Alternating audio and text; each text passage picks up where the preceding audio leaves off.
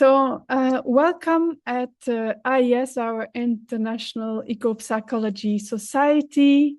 We exist since 2005, and we have schools in 10 countries and 20 representatives in 20 countries. So these are people who are busy with ecopsychology in the name of IES.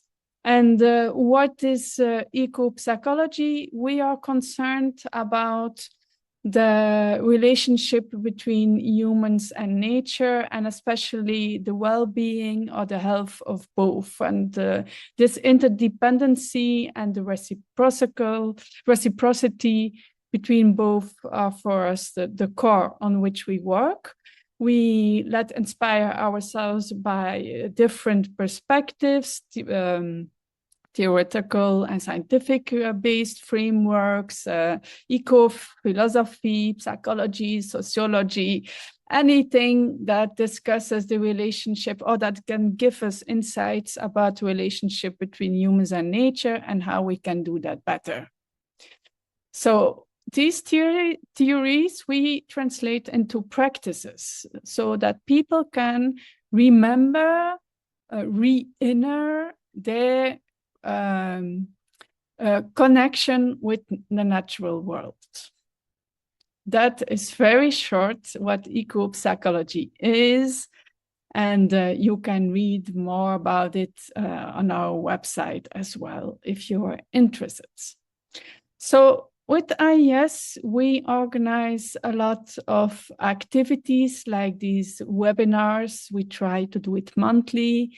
We have also communities of practices and action where we will take a topic and see how we can enrich each other and learn from each other.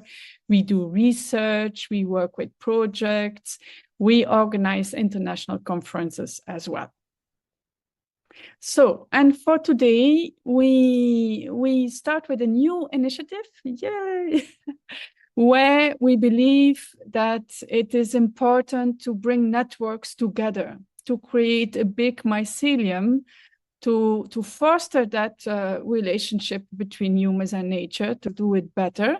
And alone is alone, and a network can be alone also. So it's better to see how we can enrich each other. And today, we invited Robert Woodford from the Deep Time Walk project, and it's a practice that I use in my school, in my international ecopsychology school, and I love it. And for me, it's very ecopsychological, and that is what we will discuss.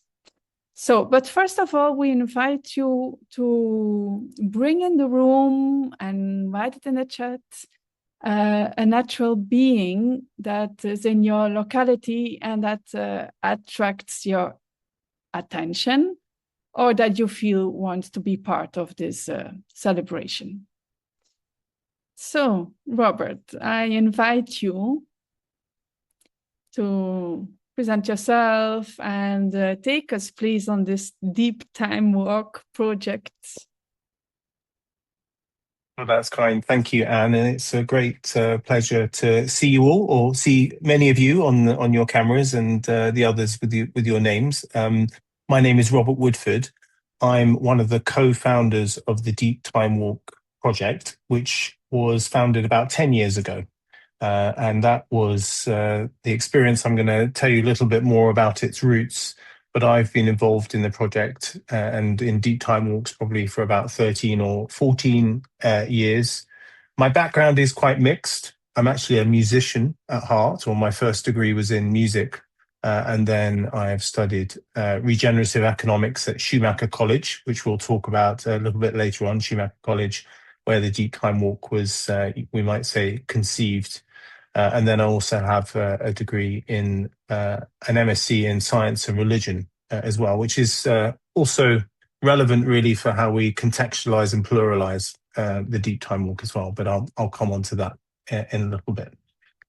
So Anne asked me to maybe talk about how the Deep Time Walk brings ecopsychology to life. I that it's, well, how does eco-psychology bring the deep time walk to life? So I think there's an interesting exchange here between the disciplines of eco-psychology and the Deep Time Walk project, and things from each other. And so I give you a few slides today as food for thought, for discussion, and for maybe debate, but for us to collectively inquire and be curious about. So I hope it's received with the intention that I put into it, in that kind of light of a co-inquiry together about eco-psychology and deep time walk. So how is it that this deep time walk, which is a 4.6 kilometer walk across the age of the Earth, can take a body of ideas about this human-Earth relationship, we might say, and translate that into something that a person can like feel in their feet or in their body, or imagine different futures, and I guess ultimately to think about the future as well. So let me share some slides with you here. Hopefully you can see that. Can you? Is that okay? My connection here, I'm at a farmhouse in quite a remote area. So if my camera goes a little bit, or audio goes a little bit fuzzy, that's the reason. So bear with me. I will repeat if that is the case, and do let me know if I'm speaking too fast as well, for the understanding here today. So here's our mission, I suppose, or our vision as an organization, as the Deep Time Walk project. We want to see a world, probably as you all do, where humanity recognizes itself as an integral part of Earth's living systems, fostering a deep reciprocal relationship with our planet that inspires hope-filled action towards healing and a regenerative culture. It's a bit of a mouthful, isn't it? And hopefully we can, decompact that as we go through our discussion today. But the general feel of that is that through an embodied walk, we gain an experience of a deep and profound connection with the modern human world, and that through that experience we can then start to unlock agency and drive a more positive future and systemic change in small communities and little ripples as we do a deep time walk. And I suppose as an organization, our mission is to empower an international movement. And we have about 1,000 facilitators at the moment all over the world that are certainly leading deep time walks. And that movement catalyzing a more ecological awareness through this transformative contextualized walking experience. So that's our kind of, the mission is to have a movement that uses this walk as a way of bringing about change. So a little bit about the walk itself. I guess you could say it's based on a transformative education or transformative learning pedagogy. And it's a walk that we believe leads participants into a more profound connection with the modern human world. And you'll notice we use the modern human world kind of phrase there, David Abrams' phrase, and not nature, because we're trying to, very much weave humans and the modern human world together into this one living system that we are a part of. So there's subtle phraseology that we use, sometimes at the beginning of the walk, sometimes in the middle or towards the end of the walk. And I'll talk a little bit more about that, but very much a sense that we're part of this modern human world. And it's an experience that brings many things together. So it's a kind of cognitive head experience, but it's also a heartfelt experience, particularly through conversations you might have on the walk with others. And it's an embodied experience. And I'm going to talk more about that somatic aspect in just a moment. So we're bringing together kind of science, we're bringing together movement and this kind of sensation of connection, with ourselves, with other, and with the modern human world as well. And then I suppose in kind of big terms, it's a way of stepping back, and it's trying to get away from this more narrow temporal slice or temporal window that many of us, certainly in a Western tradition, in our current cultural milieu, would be thinking about time in a kind of 24-hour news cycles and social media. So it's trying to extend the temporality of our way of being in the world. And you might say also the temporal body of what it means to be human within this larger body of the earth that we are a part of. So a little bit of a short history about the walk itself. A few of you might recognize this. There was certainly one person I think here might. It's actually a place called the Austin, but you might know. You might not know that, but you might know or have heard of the name Schumacher College, which was a place of transformative learning in Devon. And it was where I went to study this regenerative economics. And it was actually one of the places, or was the place, where the Deep Time Walk was conceived.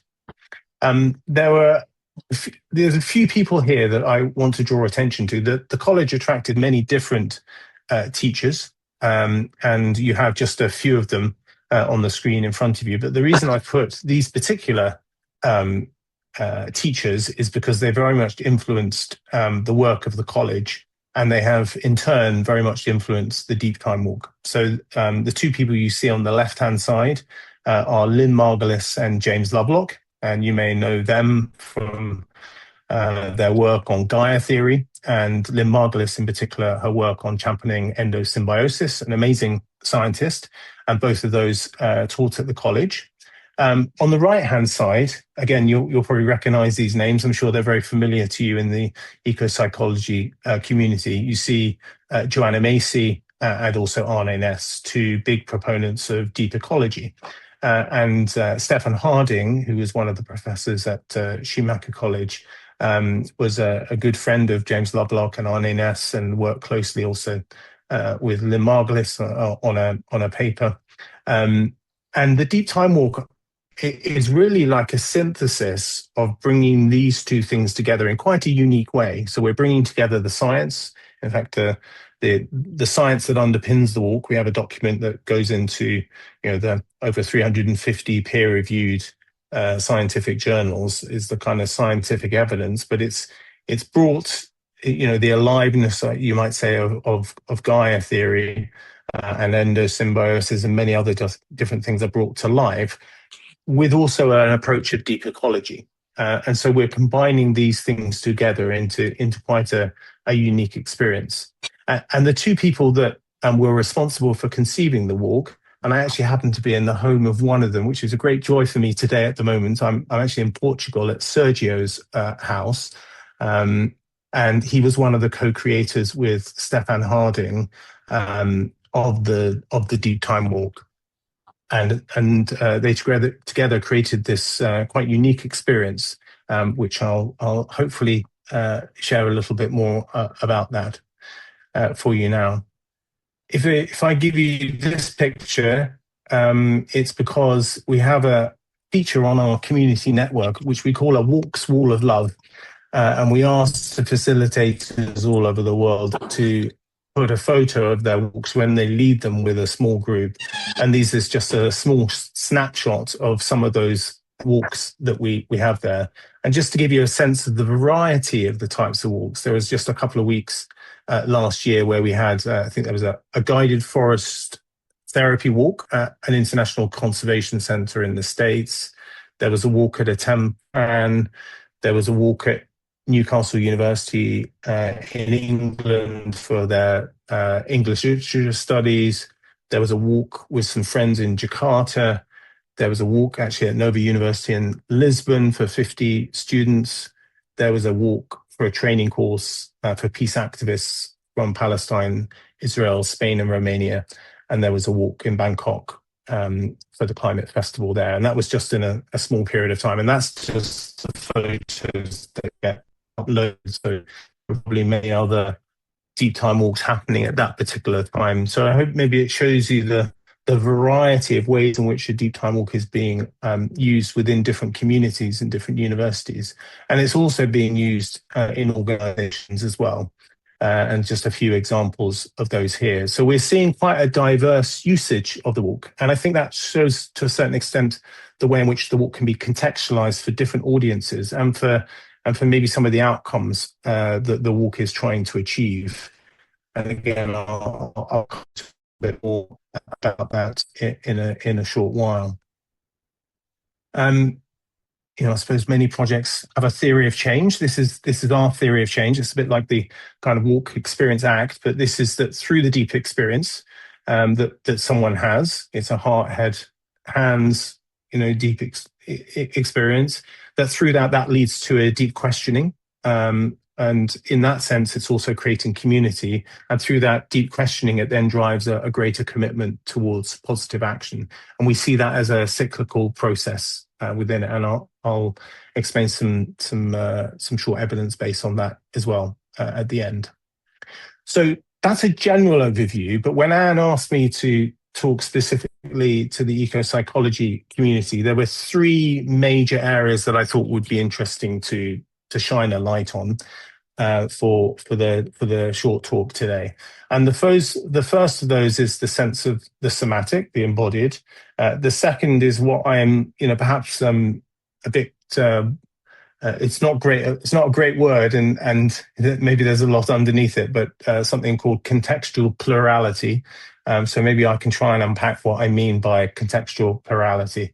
And the third is some sense of relationality. And again, between originality of ourselves with the modern human world, with others, as well as the larger body of the Earth itself. And actually, I'm going to look at that particularly through the lens of the facilitator and the role of the facilitator in guiding some of that process. Before I do that, I suppose I always find it helpful to step back a little bit and look at some of the challenges we have in, we might say, climate communication, or I suppose healing our relationship with the planet. I mean, these are the types of headlines that we often see, particularly, this summer, and likely super El Nino down the line. And I think this reacts in a certain way of our cognitive state, and you will all know this far better than I as practitioners in this space. But I like to also bring in Bill McKibben when I think of these, and he writes, what the warming world needs now is art, sweet art. We can register what is happening with satellites and scientific instruments, but can we register it in our imaginations in the most sensitive of all our devices? So there's a kind of sense of something that's beyond, that's needed beyond this just rational facts and statistics alone. And I think one of the things that the Deep Time Walk does is try to do quite complex science and bring that in experience. And there's a couple of key quotes I also like to use to look at this, I believe, sense that, as I was saying before, much of certainly the Western humanity is stuck in shallow time. It's stuck in this 24-hour news cycle of social media, even political cycles, or just thinking about the decades period. And actually, the two people here I'd like to quote is, one is Roman Krznaric, and he's actually married to the greatest economist of our time, I believe, Kate Raworth. And he says, and this is a book called The Good Ancestor. He says, we live in an age of pathological short-termism. Our species at this moment in history is suffering from an acute crisis of perspective. Our time horizons are rapidly shrinking towards a narrow window of seconds, hours, and days, just when our survival depends upon broadening our temporal vision. And then, the person I was mentioning before, who you'll know, Joanna Macy, and she says, until we break out of this temporal trap, it will be hard for us to adequately address the crises we have created. So we could say, amongst many, there being a psychological crisis, perhaps, or a spiritual crisis, there's also a temporal crisis. And we need to break out of that temporal trap and take off what I like to call these kind of short-term blinkers and be able to see with a much broader temporality. And obviously with Deep Time Walk, we believe, the kind of somatic is one way that we can do that. So moving from just head knowledge and rational facts and science alone to have a more holistic way of knowing via an embodied experience, which is what the Deep Time Walk is. So there's this kind of sense of you get an understanding of deep time from a felt scale of things, but also that what we are a part of.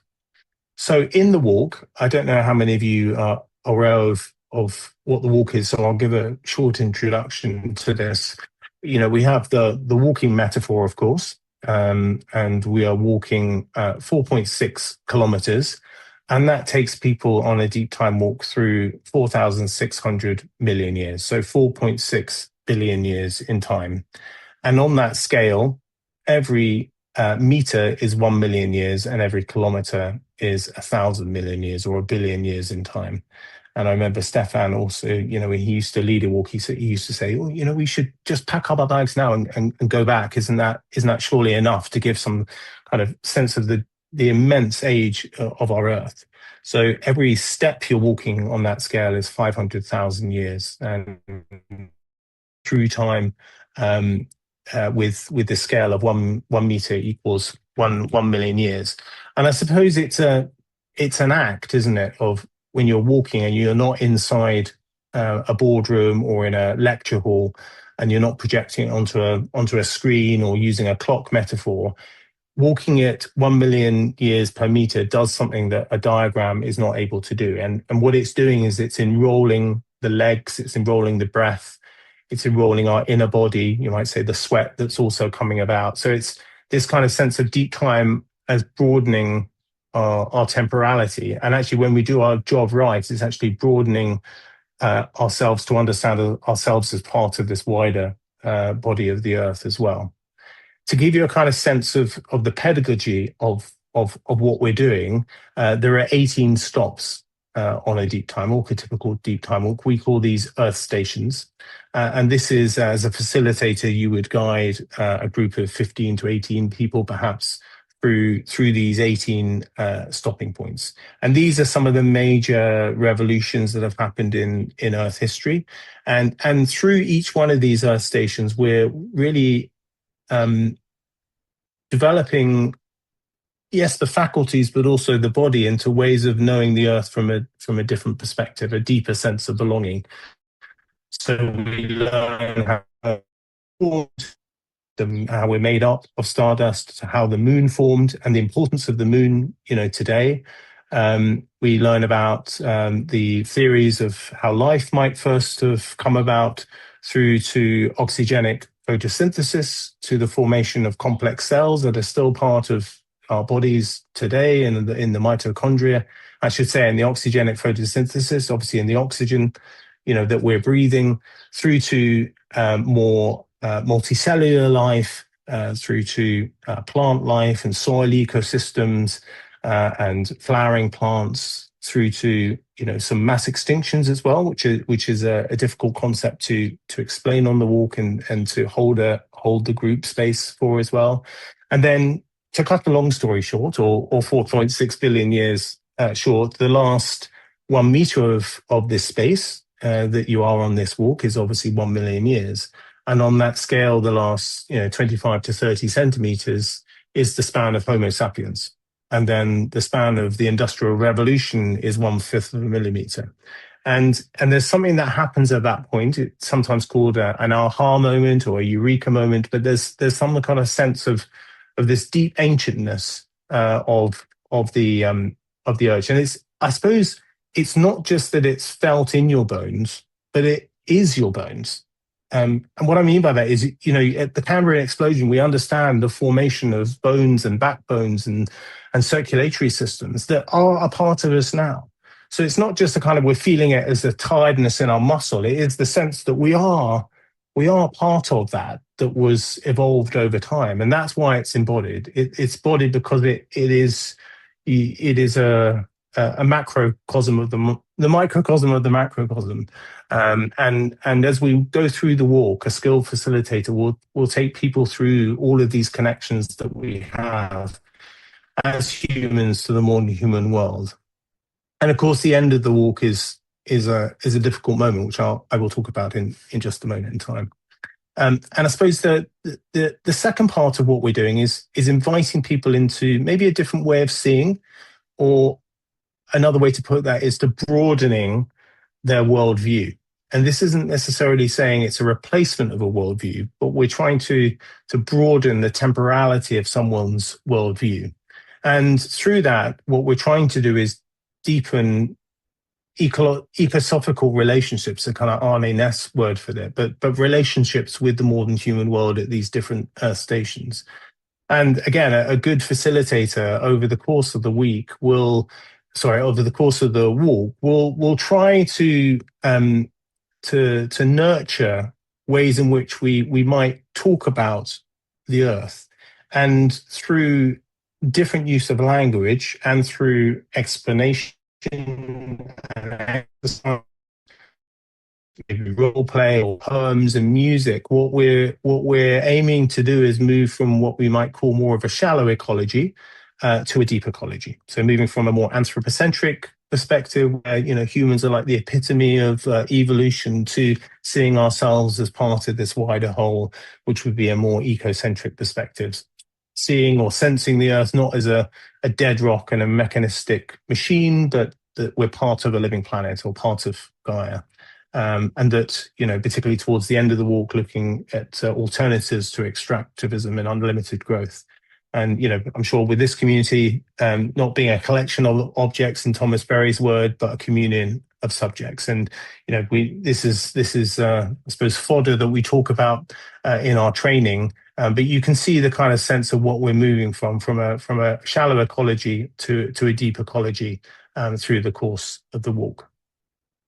So the second thing I wanted to talk about was something I would call contextual plurality.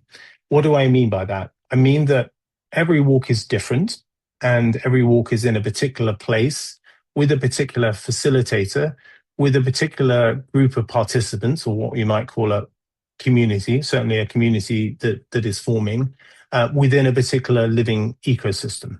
And so in some ways, this is like a situated practice, in Donna Haraway's words. And this is a situated practice that is unfolding in many different places. And it's unfolding in different languages, and it's also unfolding within different cultures and within different cosmologies. And so what I'm trying to get here is that it's not trying to have one fixed point of view, but we can celebrate plurality, or in, again, Thomas Berry's words, this kind of unity and diversity approach. And that together, no matter what our backgrounds, and particularly as different walks happen in different places all over the world, there is this act of a common human ancestral heritage. And the act of walking is an affirmation as part of that human family, but that we can allow the walk to be contextualized by the facilitator in ways that can bring it to life in different ways. So a walk, we always say it's never the deep time walk, it's always a deep time walk. So the same walk that happens in Devon or the Alps or Sao Paulo or Edinburgh, as it is in front of the screen here, it will land very differently. And there's also a sense that the local landscape is not a backdrop. It's not just a land that we walk on. We really encourage our participants to bring the land and the living ecosystem as co-participants in that process of belonging. So in some ways, they might be thought of as props, but they're ways of bringing in these participants as we journey together. And actually, we are part of a much larger journey, and that humans are just obviously the very recent history. And it may be that we think of them as co-participants joining our journey, but we are actually a co-participant of a much larger journey that has been unfolding over 4.6 billion years. So this is, I suppose, the point where maybe the somatic body, or our somatic body, or your somatic body, comes into a living relationship with the wider body of the earth. And the way in which that's expressed, I'm trying to get to some sort of sense that this is contextually plural. What do I mean by that? Well, I suppose the first thing is on the science that I spoke to you, that what we're doing on a deep time walk, even though it is bringing in many different disciplines, from anthropology to astronomy to evolutionary biology, cosmology, chemistry, you name it, it's bringing a lot of different disciplines. And what we are doing is weaving a story through those different disciplines. So it's definitely a multidisciplinary act. And and actually, if you have many people from different disciplines, particularly as participants, it becomes a very rich experience of exchange between those disciplines. And what we're doing, I suppose, is using some of the most popular theories from the scientific literature and weaving that together into a story. So in some sense, it's always a deep time walk from a science perspective, because we are going through a process of curation of what story we are using And we as facilitators, I suppose, are trying to be conscious of that process of the curation process itself. But it's certainly not scientism. What I mean by scientism is that that science is the only lens, or the scientific method is the only way of knowing, or the only way to render truth about the world and reality. So even though we're saying it's based on a scientific evidence base, we're not saying that this is the only way of knowing. So we are welcoming and inviting other ways of knowing within the walk itself. So again, this is a kind of plurality that allows different perennial traditions, for example, to be welcome, different spiritual traditions, different indigenous knowledges. In fact, it may be led by someone from those communities. So, but the science is maybe some of the cantus firmus that stays on a deep time walk, but it is contextualized in many different ways. And certainly it's not that this is the way of knowing, and we welcome these other approaches. And I suppose it's also another sense of, from a plurality perspective, it's also one conception of time. We're using, on the screen you can see, it's a kind of arrow of time. It's a linear perspective of time, but many cosmologies have other conceptions of time. So again, we're trying to be acknowledging maybe our biases, maybe our presuppositions, and we're trying to remain humble that this is just one approach. And through that process, we always say, I think in our training, humility is our shepherd. We really do try and live that out, in the sense that, inquiry is very welcome, and this isn't something that is, just a kind of fact. And I think that sense of inquiry allows the aliveness of the walk to come to the fore as we do it. So yeah, I think that's what I'm trying to get to when I say a contextual plurality. It's not one way of knowing, but it's contextualized both for different cultures, for different cosmologies, and also for different place participants and the facilitator and the posture of the facilitator as well. Every deep time walk is different. So the third sense of I wanted to bring a light on, that maybe we can talk about a little bit more, is this sense of the relational, and as a facilitator, how you might develop this sense of the relational, both within participants and within the group. So we talk about the sense of it's often called a container. We use a biological metaphor for this. We talk about a membrane. So the membrane, the social membrane of the group. As a facilitator, what you are doing is nurturing that possibility as the walk unfolds.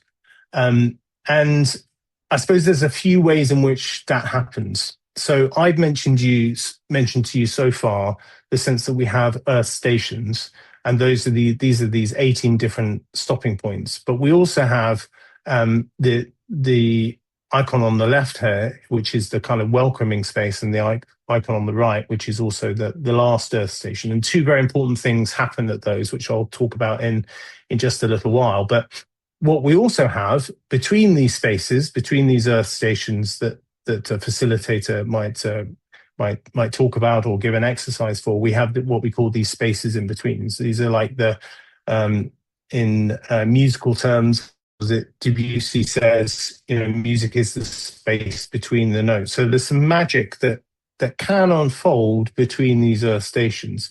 So the pedagogy, or the flow of the walk, is there's an Earth station, and then there's a question prompt to a group to go away in pairs, usually, that might be related to that particular Earth station, or some themes around that Earth station, or it might be something that the group is trying to inquire into. And different questions can be used for different contexts and different groups.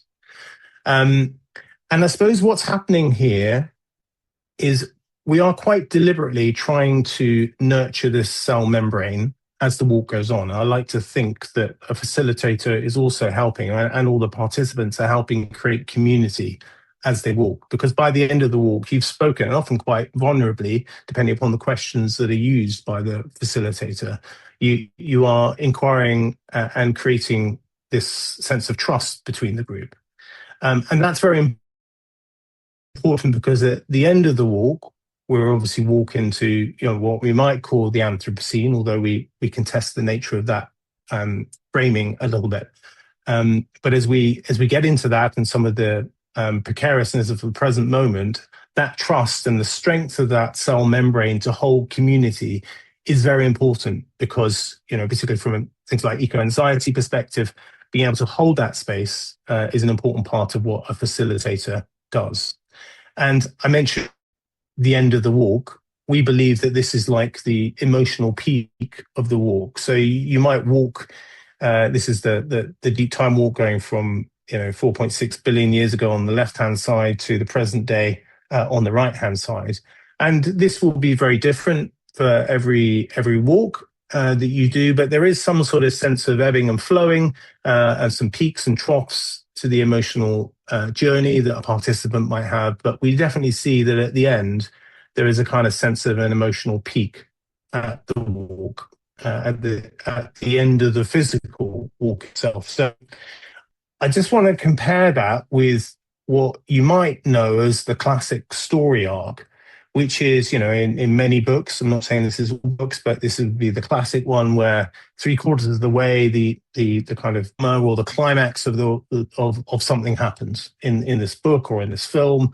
And then you get the resolution at the end. And often it's the last quarter of the book or last quarter of the film where you get that sense of resolution, and you leave feeling, or depending on book, you leave feeling a sense of kind of calmness, perhaps, depending on the director, of course. But in the case of a deep time walk, we have this, I suppose, challenge as a facilitator of how we hold that particular moment in time, because we are suddenly then entering into the Anthropocene, and it's a difficult moment. Without putting, too weak a point on it, I suppose. But we're at this precarious moment in time in the Anthropocene with, the initialization of the sixth mass extinction. And I won't go through all of the kind of precariousness of this moment, but it's very difficult. So what we train our facilitators to do is to understand that this isn't the end of the walk. This might be the end of the physical walk at the present moment, but it's certainly not the end of the experience, because we believe there are a number of things that should happen. And this is where I think an inquiry with the eco-psychology community could be really rich to discuss further. At the moment, we have two activities that we recommend that a facilitator does at this moment when we arrive into the present moment. And the first is an emotion reflection activity. So this is a kind of sense of the group having a space to be able to ground themselves, to reflect, to be heard, to express their emotion. And again, as a facilitator, we try to hold that space by role modeling that of how we feel in that moment, and allowing the plurality of all of the different emotions to be heard and to be affirmed as a group. Certainly not to fix that, but just to allow some emotions to be done. And I suppose that sense of that possibility of expressing those emotions may be connected to the quality of the facilitator and how they have nurtured that cell membrane, or the strength of trust within the group that allows people to really enter into, or even just start to enter into, how some of the present moment makes them feel. So there's a kind of sense of this first step of allowing that expression to be heard and to be affirmed. And then there's a second part to it, which is we're stepping from the present moment out into the future. And this is where we're looking out and saying, what are the possibilities that may emerge? And here we align very much with the work of Joanna Macy and the work that reconnects, and these three different pathways. And actually, as facilitators, we can embody also these different pathways. So we can actually walk out them and speak from that future point back to the present moment, either as business as usual, either as the great unraveling, or as the great turning. And we might also involve our participants in that process as well. So there's a kind of sense here of looking at different trajectories or different possibilities or different scenarios, and all of this within the sense of active hope that we do this work no matter what the outcome. And obviously we're trying to offer those possibilities, but also to bring a sense of reality that those three pathways are happening all at the same time right now, and which are the pathways that we want to invite people into and to start new work and start new community projects on. And so there's that sense of possibility and imagination at the end of the walk that is a very important part of what it means in this kind of relationality sense of the walk. So they were the three themes that I thought might be interesting to discuss with this group. The sense of this contextual plurality within the narrative and the holding of that space within the larger body of the living earth, and this sense of relationality and how we hold that sense of possibility group itself.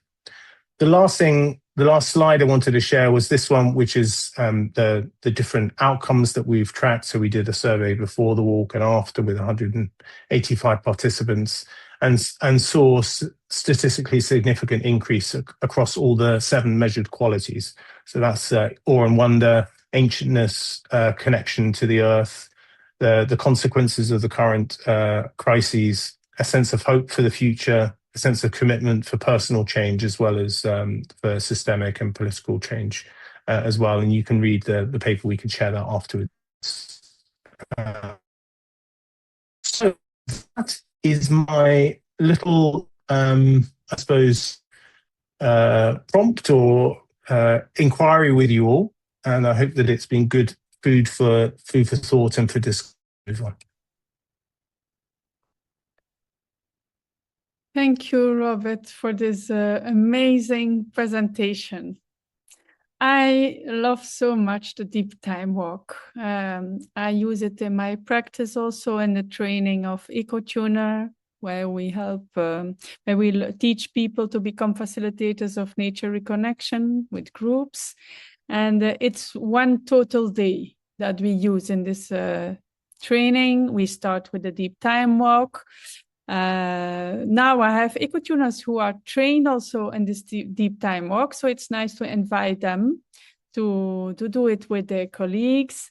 And afterwards, we continue with the work of the evolution of the humans. And then we do also Joanna Macy work. And it's a really lovely day and very deepening the practice of eco psychology. So I would invite it to have a little conversation about this with our 2 questions, Robert. What do you think? In pop-up style? Yeah, that sounds good. Yeah, then we can all be together. Yeah. Yeah, and I assume everybody talks English, and otherwise there is a translation. So the first question, and maybe you can show these 2 questions that we had, is where do you see overlaps and maybe tensions between the deep time walk approach and your own eco-psychological practice, if you have an eco-psychological practice?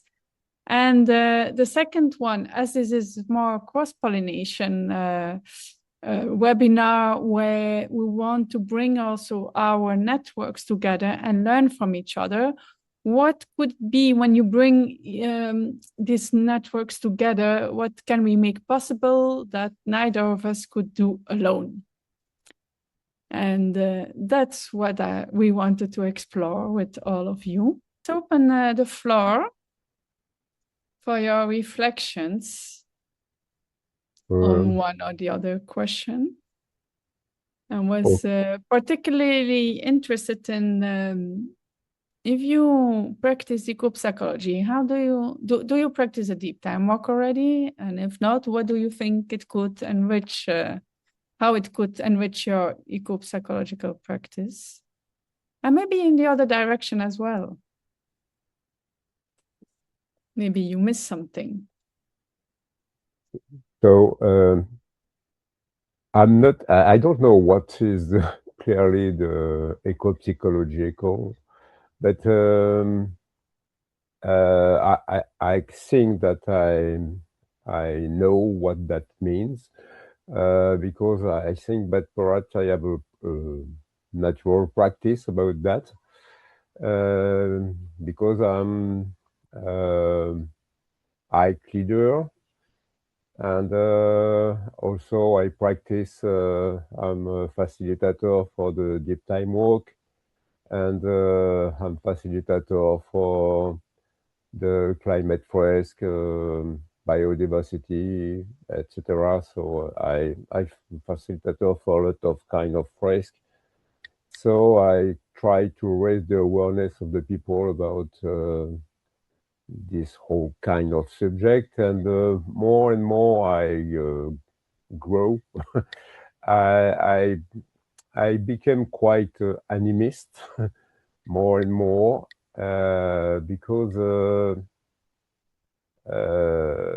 I began with the ecology against the nuclear power system, and now after 50 years, I feel myself more close than the I don't know if the nature, but of the life, near of the life. Because I like when I meditate, I like to feel myself be unified with the global the global life, and I feel myself without boundaries. And when I work with in the nature, also I feel myself close to the whole kind of form of living, the living, and yeah. So with the deep time work, I have linked my passion for ecology and my passion for the hike, and my will to share my knowledge about different kind of things. And so I'm retired, and I give my time for this. Most I will facilitate a deep time walk on the next Sunday, and so I try to yes, to raise the awareness with different tools. Thank you for this sharing.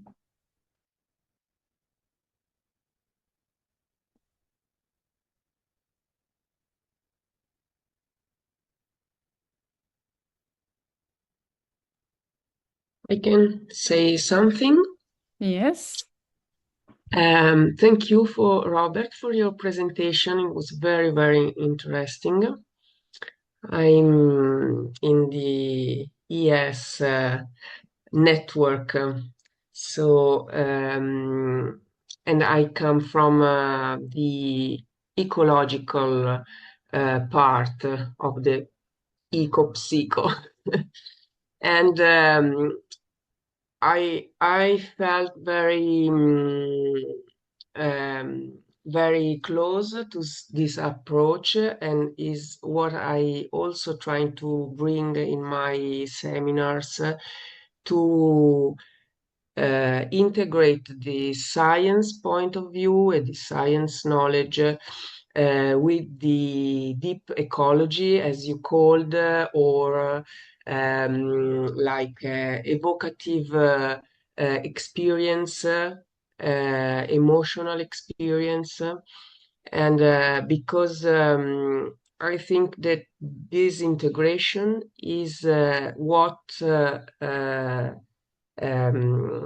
neither the psychology, neither the ecology have together, have each for each one. Okay, I mean, in psychology, there isn't the scientific knowledge, so the what we are part of, what we share with other living being in reality, in concrete. And on the other side, in the scientific work in scientific world, there isn't the sensibility and the emotional involvement of peoples. All the science come bring to the brain, and is this. So the powerful of this is this integration. And then I would like to share my personal experience that I'm building in my work. But to answer to the questions, I think that what is possible to share, to do something more together, is proper this integration. I mean, ecopsychology has a very powerful instrument to bring people in deeper experience, deep in touch his own inner universe, but also touch very deeply the feeling of connection with nature. And for me, that I come from a scientific studies, was a very precious instrument to communicate with people, to try to change their point of view, not just because I explain things, but because I bring you to the point, to touch the point, to experience the point. Yeah, I think this could be very powerful. And I would like to share with you all experiments I'm bringing since 2 years now. And I also organized with IES last year a webinar on earthfulness, is the name of this path. And is the same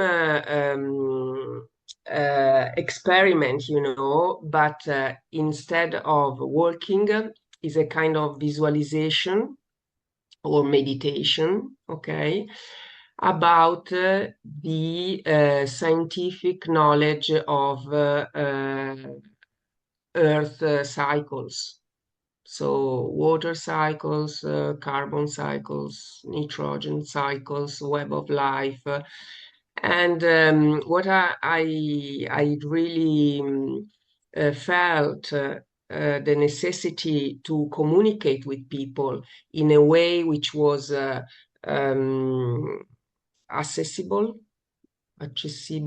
yeah, to all, is the knowledge of what we are part of, because already know this is a big meditation. I think, we don't have, I thought, now is a moment in which the personal growth and the higher consciousness is very in vogue, and but we, from my point of view, all this part of the personal growth is come si dice, is losing the contact with the earth, with our be part of the earth, okay? And the ecology brings this knowledge. And I think that to be conscious of this knowledge, is already a big meditation about the existence, about the feel the all, about the unification of universe and so on. Okay. Thank you, Alessandra. This resonates a lot what you say about the gaining more ecological knowledge to understand of what it means to be part of this ecosystem, and the embodiment. Let's listen to Max, and then we have also a question in the chat. Thank you. Well, first of all, I was keen to be on this because I did encounter the deep time walk at Schumacher a few years ago when Stephen was still there. And I was actually on the ecology and spirituality May, but I didn't get to the end. But it's still a great experience. And in fact, it's interesting because even though I didn't finish that master, being a Schumacher is what triggered my path as an ecopsychologist. Because I was already working as a nature guide. I've been working as a nature guide for more than 20 years. And but I really wanted to take it deeper. So I guess that's why also I had joined that that master's. But I needed to find something more practical, and that's why I ended up training as an ecopsychologist after that.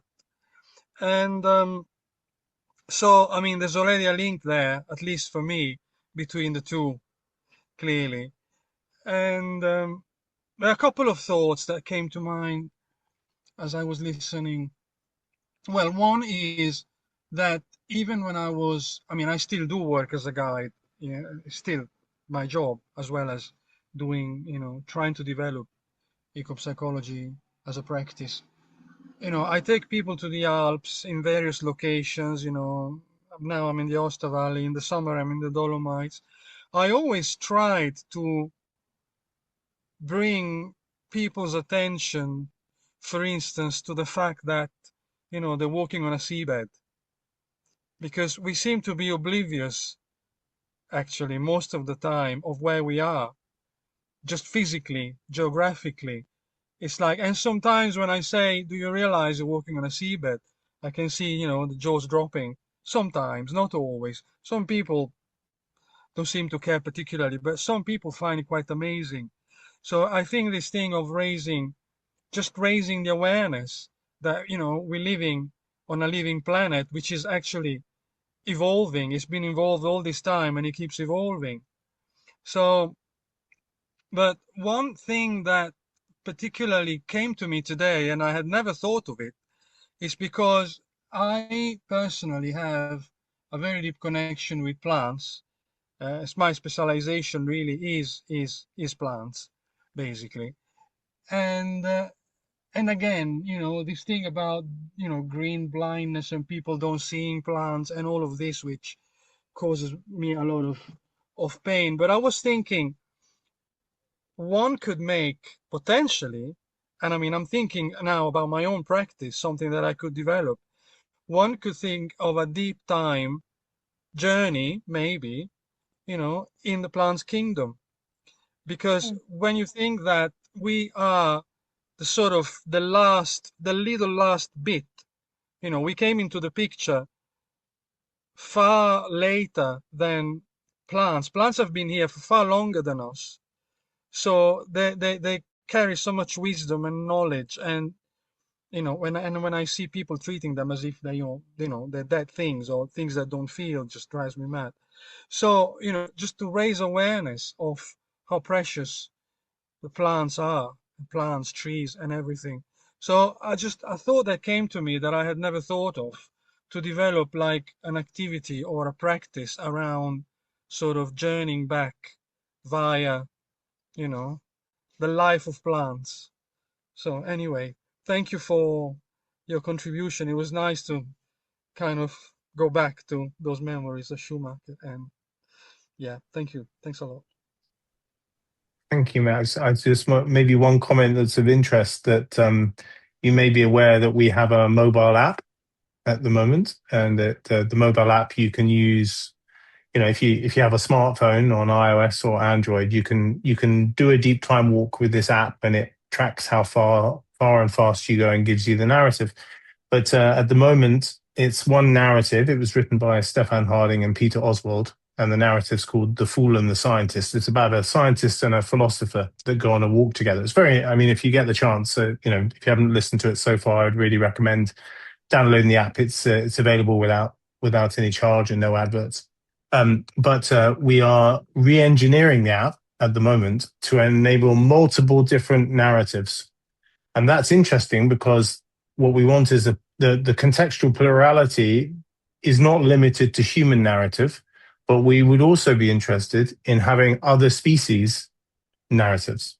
So like the narrative of the whales or the narrative of the turtles, and so there's great potential for that. And also, a non-linear narrative actually over 4.6 kilometers, what would that mean? So that kind of idea, I think it would be a beautiful thing to explore, because I think we as a species should maybe not step into the shoes of, but put the flippers on or do the spirals of the plants or the growth of the plants, or so ways in which we can try and embody other species would help in broadening our minds beyond a sense of just the humans, and it would decenter temporally the present moment, just because of what we are telling the story as of the Anthropocene. So I think there's a lot of interesting possibility. So I'd be interested to hear how you get on with that, Max. Sounds really fascinating.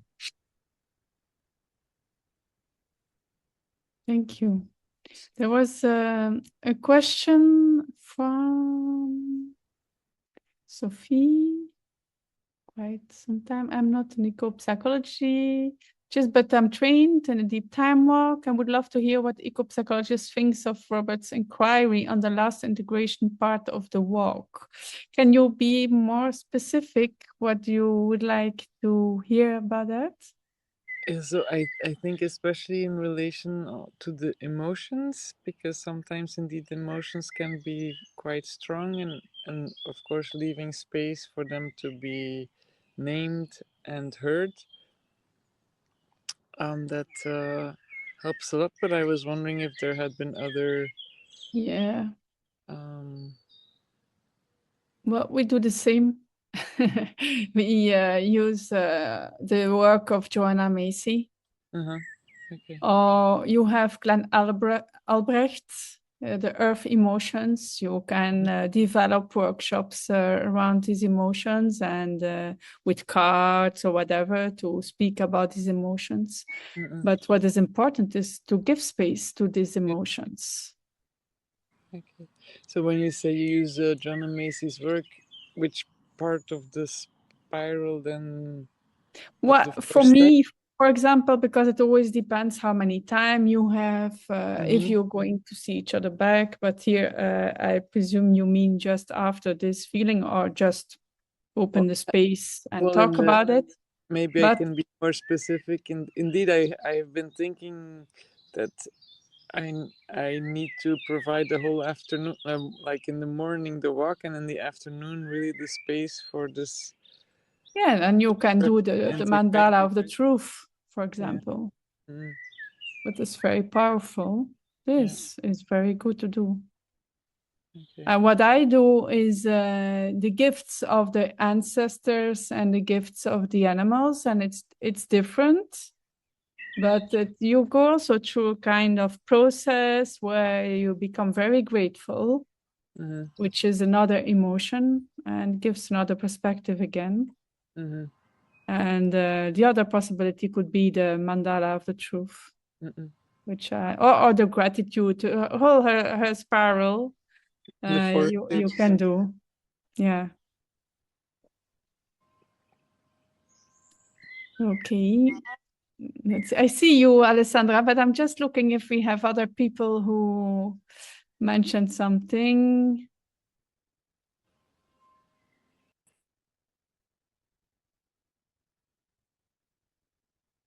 Here we have Claudia, who has written, she's also an eco-psychologist and IES representative in Portugal. Robert, it's crucial, bring the embodily experience of the deep time and that historical root we all have on common, between humans, non-humans, and elements. The deep time as essential information for us to remember wisdom we forgot with all the colonization processes. This is also a nice new element that is brought inside.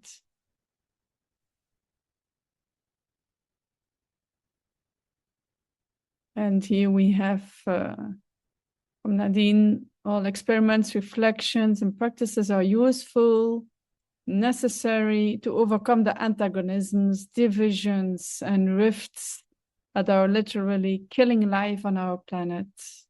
So a counter story, something like this. We need a more holistic vision and practices that go beyond our usual habits of analysis and categorization.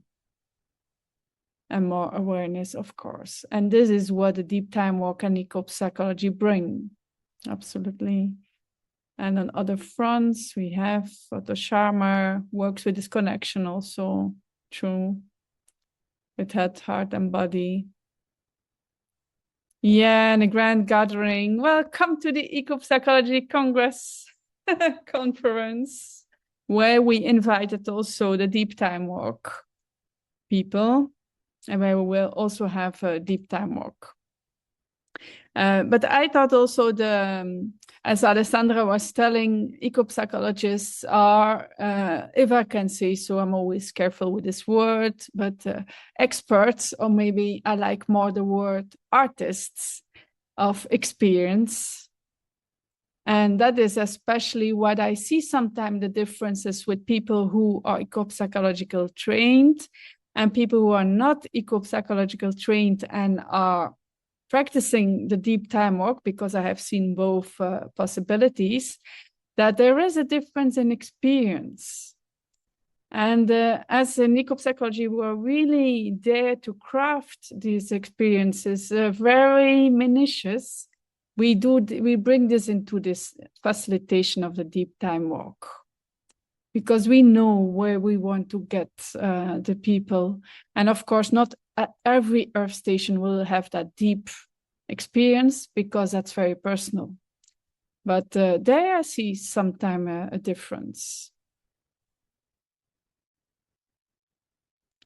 Alessandra. Thank you. Just a question for Robert. I was curious to know, you speak about the oh my God, I forget the word. Sorry. I just in write it Italian. down. I try to. Yes, this cosmology. Sorry, the cosmology, the other cosmology for other culture about the evolution of the Earth.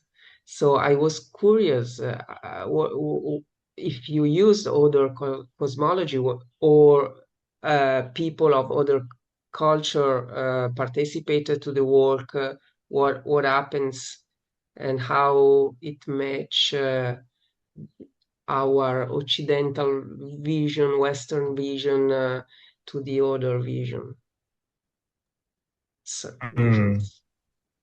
It's a very good question. And I think it depends on every single version of the cosmology and also the experience of the person of that cosmology. And it will be different, I think, for every person. I suppose what I can say is that, we've done some work with Gaia Foundation, with a group that has been across many different cosmologies, and the scientific narrative and the way in which it's expressed through a deep ecological lens resonates very strongly with those cosmologies. And actually many of the stories, and this is often the case, bring in many of the aspects that are reflected, whether it's to do with water or life. So there's deep ancestral wisdom that is expressed through story that I believe is also expressed in a certain deep ecological wisdom as well. And it's almost like I'd need to think through more how I answer maybe coherently, but it's almost like the science is the resonator and the different stories resonate with the different parts of the cosmology, if that makes sense. But I don't think it's an equivalence. It's a resonator and not a direct comparison. But I think it may bring those stories alive in different ways. But the importance to me is that also, you know, if you look at maybe a Christian that comes to it, and they have a particular perspective on Christianity that is maybe how can I put it, more literal, then as facilitators, there is space for that way of knowing. And to say that, well, that's one perspective, but there's also this other perspective, and by cognizantly going through that process of celebrating different ways of knowing, it's a way in which people are not, you know, challenged, or you're challenging my cosmology, where, you know, that's not the case, because actually I truly believe that our perennial traditions and you know, the indigenous knowledge community, there's so much wisdom, so much deep wisdom, and we can learn from one another. And if the facilitator is doing a good job, they can have quite an interesting unfolding between those resonances. So I don't think there's one answer to that question, because it depends upon the individual and the cosmology of which they're coming from. But I think it's a rich vein of inquiry that can come from that. Thank you. Because this subject you present us, let me think about that this version of the evolution is actually the Western version. Okay, I never thought about that. I mean, I never thought. I know there are other versions, but in my feeling that are like legends or mythic version more than the true version. And as you introduce this possibility to work through other cosmology as they are true, as they are actually probably, it opens me a new perspective that even in the history of the Earth and the life evolution, we are maybe imposing our Western vision to the world. Mm-hmm. No. And I've never thought about that, you know. And I suppose it's to be aware of that presuppositional bias that comes with that way of knowing, and to also recognize it is a Western scientific perspective, but it's a Western scientific perspective within time and space, which goes through its own revolutions, whether it's the Copernican revolution or the quantum physics revolution, or, you know, people might say we are living through a revolution now in kind of Gaian consciousness, that and complexity and systems theory, and, you know, so that I think it's knowledge is provisional sometimes, often, and also that kind of sense that, you know, there are many things we don't know, and I think that's also something that doesn't necessarily, well, good scientists will always be humble and know mystery, and that it's an inquiry, as opposed to, you know, fact and something solid and fixed. And I think, you know, this is also a sense of mystery, and this sense of unknowing is a reality, whether we as humans want to acknowledge that or not.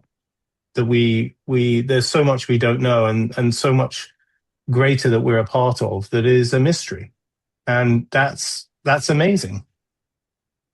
Yeah. Great. Thank you so much for this beautiful exchange and questions. I'm sure we can continue for hours. But Robert, maybe you want to say something about the training and the resources to end this session. Yeah, well, thank you for that invitation to do that.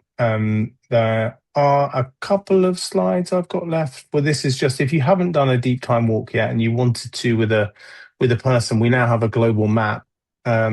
It is only just launched, so there may not be that many from the facilitators. Was just gearing up the facilitators to use it. But events.deeptimewalk.org is now a global map of walks that are happening. So you could use that, and there's also a find a facilitator button on there as well. So that's one option. We also have a community network, which you're free to join. If you just go to community.deeptimewalk.org, you can join the community.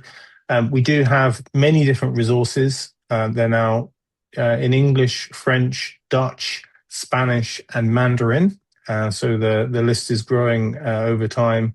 And we have a training program and different pathways for kind of basic essential training through to you want to work with organizations or in the educational field. They're the different programs that we have. And here are some of the upcoming trainings that we've got later this year. So this is basically for the late, well, it's really the autumn period, isn't it now? September, November, and October. And we're at the moment running those in both French and English. And actually new for this year is really running these as hybrid training. We have been doing that in Belgium, but we've now partnered with Campus de la Transition in France to offer a hybrid training for one of the sessions, and also with Hawkwood, which is in Stroud, UK, for one of the sessions as well. So that's all I had from a promo perspective, I suppose you could say. But if you want to join some of our training and learn how to lead a walk or facilitate a walk, then we have those, and it's quite a fun experience. So you'd be warmly welcome. Thank you so much, Robert, for being our guest today, and thank you to all of you. So let's not forget the natural being that has been witnessing this moment. And if I look very quickly, this was the fox, the river, the large trees, oak tree, eagle, wolf, and butterfly, and all those that were invisible today, but were there. So if you're interested in IES, you always can check our website as well, also for new webinars to come. Here is the website. And I wish you all the best. Thank you so much, Anne, for the invitation. It's lovely to meet you here, and hopefully speak to you again in the future. Bye-bye. Bye. Thank you. Thank you so much. Bye. Bye-bye.